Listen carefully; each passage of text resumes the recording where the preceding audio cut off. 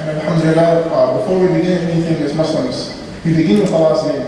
Again, my name is Ibrahim Rahim, and I'm a student here at UW Madison. I'm very excited for today's event. We've been planning this for quite some time, and it's great to see this come to fruition. With approximately 1.8 billion Muslims worldwide, and a growing number, right? Islam is arguably the most eclectic religion, meaning it accepts many different cultures, it enhances, it beautifies cultures, it enhances understanding amongst different people. In the Quran, we're commanded in the 49th chapter that Allah, God, He created us in different nations and tribes so that, for what? Just for the heck of it? No. But so that we can get to know one another, right? So again, Islam is one of the most eclectic religions, but yet some people believe that Islam is a Middle Eastern phenomenon. Some people believe that it's not friendly with the West. Some people believe that it's only for men, or a lot of people have even come to have this notion of Islamophobia, which did not exist, say, 20, 30, 40 years ago.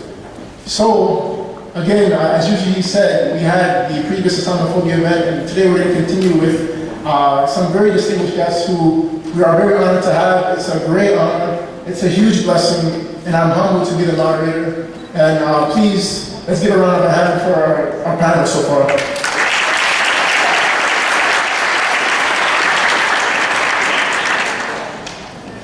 So, we have a really superstar guest here. I would say we have a starting five, but Jordan is not a basketball player, he's a football player, former UW defensive tackle, a great friend of mine. He's from UW, he's from Wisconsin.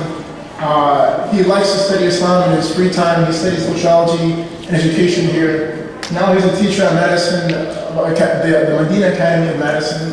So he teaches young elementary school students about Islamic studies. He believes it's very important for Muslims in this American context to, one, right, to be accepting and to beautify religion so that it can appeal to immigrants in this country and also to converts and make a welcoming environment. So please welcome Jordan Coho.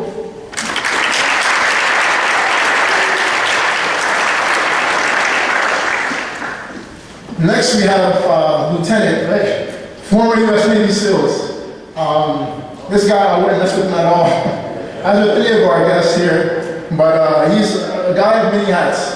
A former Catholic, former U.S. Navy SEALs, as I mentioned, someone that educates about Islam on a daily basis is one of the things he does. He's an English teacher. Not only does he teach English, he teaches history, right? He's a linguistics master student. He should be finishing up in a year or so, next semester, this semester. He's an executive director of a non-profit organization called CARES. He's a youth advocate advisor and counselor. He's an alcohol and substance abuse counselor. He's a marriage and family counselor. He's married with 10,000 kids. Now, I don't know what that means. Maybe he's going to talk about it a little bit more. But this guy is tough. I want to mess with him. Okay. Next, we have Sister Liliana. She is from Milwaukee, and she's born in Illinois to Mexican parents. She's an American citizen. It's not the most important thing, but anyway, she grew up as a Roman Catholic, and she recently graduated from Milwaukee School of Engineering, and she has a bachelor's in industrial engineering. And she's currently working as a quality engineer.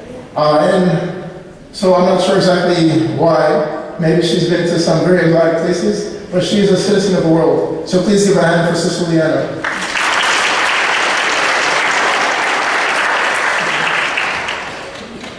So next, we have Sister Rihanna. Rihanna Razik was born in Peoria, Illinois. At age 6, she was admitted into a performing arts magnet school that opened her eyes to the world of painting and literature. After studying for 8 years, she continued her studies privately at the Peoria Art Guild during high school. She later pursued a degree in the fine arts. After her schooling, she moved to Madison, where she was able to establish herself as an artist and as a painter. Her love for art and painting eventually led to the world of makeup artistry. For the past 10 years, Rihanna has worked on various fashion suits, television runway shows, established a career in the beauty industry.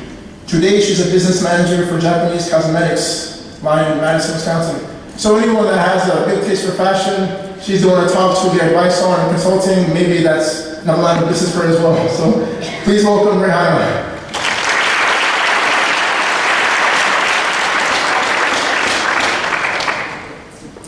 And our last but not least guest we're gonna welcome and honor here is Colin Christopher.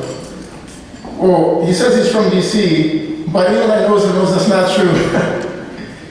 Born and raised in Madison, undergrad Madison, he just graduated from the Follett School of Public Policy, Master's of Public Policy in Madison. So he's from Madison. So calm down, I'm from DC, right?